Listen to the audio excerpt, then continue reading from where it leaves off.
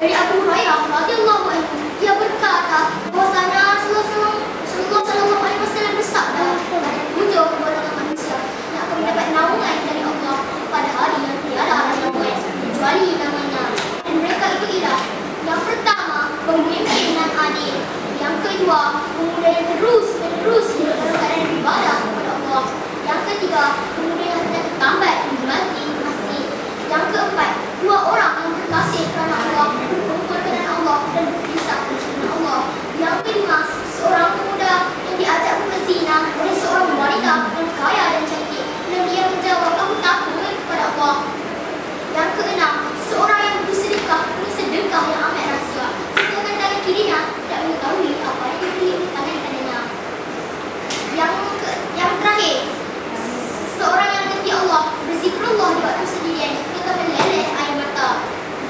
Hadis di atas menerangkan kepada kita tentang golongan manusia yang akan mendapat naungan dari Allah.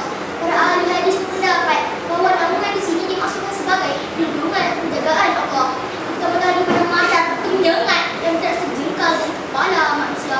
Allah memberikan perlindungan kepada kelompok di atas dari ganasnya panas matahari.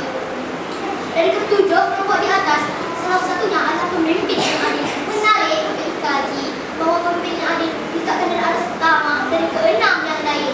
Hal ini supaya tidak mengindikasikan betapa pentingnya pimpinan yang adil, betapa perlunya membangunkan governance yang bermaksud pimpinan yang adil, bersih dan amanah dalam setiap masyarakat.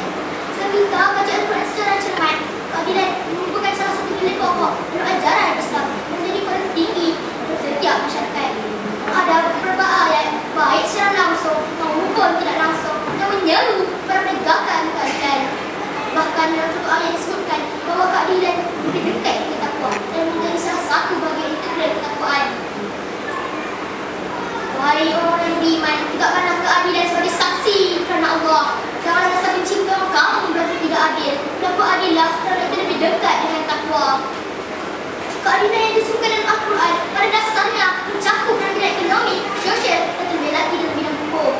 Seorang pemimpin yang adil perlu memandang dan memperlakukan semua manusia sama sahaja di depan hukum tanpa pandang bulu.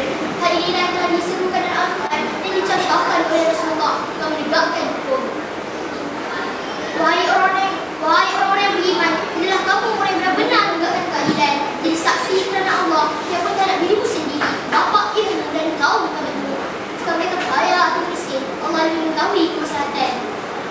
Dalam sebuah kesempatan, seorang perempuan dari Maksud dipotong tangannya antara yang mencuri.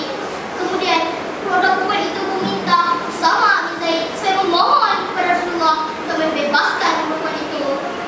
Rasulullah merasa sangat marah. Beliau lalu mengingatkan kepada mereka bahawa kehancuran masyarakat sebelum mereka adalah sebabkan ketidakadilan dalam hukum seperti ini. Sesungguhnya Allah akan memelihara negara yang berlaku adil kepada dunia kafir dan tidak akan melindungi negara yang berlaku zalim kepada yang muslim. Inilah mengapa dalam perspektif politik Ibnu Taimiyah, keadilan akan sentiasa jadi pemenang walaupun bersanding dengan kekafiran. Masyarakat yang tidak memiliki kepentingan kuat untuk menegakkan keadilan belum bisa digunakan sebagai masyarakat Muslim untuk mereka mengaku demikian.